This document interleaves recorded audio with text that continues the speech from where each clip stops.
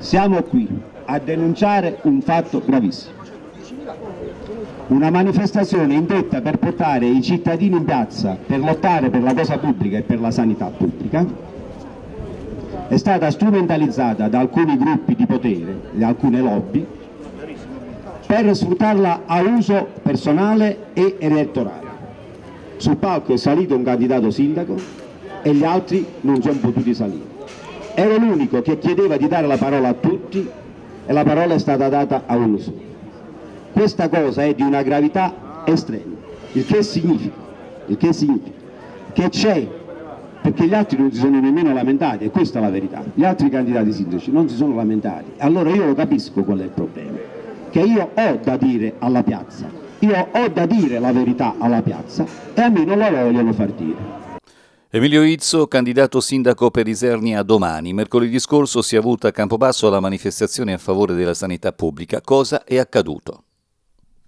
A Campobasso è successo una delle pagine più brutte della democrazia e del rispetto per quelli che sono non solo gli uomini, non solo le persone, non solo le battaglie che devono essere condivise e non strumentalizzate.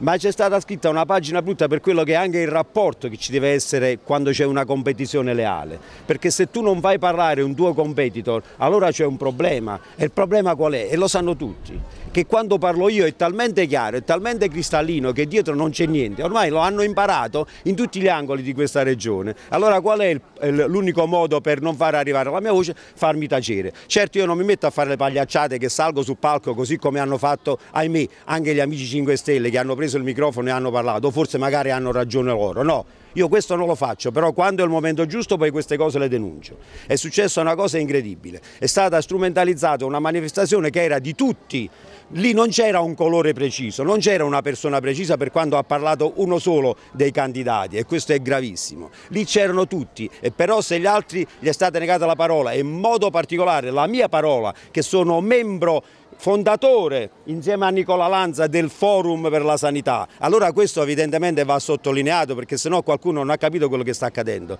Vi voglio anche dire, avete sentito la nostra accusa che abbiamo fatto a Saladino perché non ci è stata concessa la consilare? Ebbene io ho avuto un incontro con il prefetto, ho avuto tutte le ragioni che dovevo avere.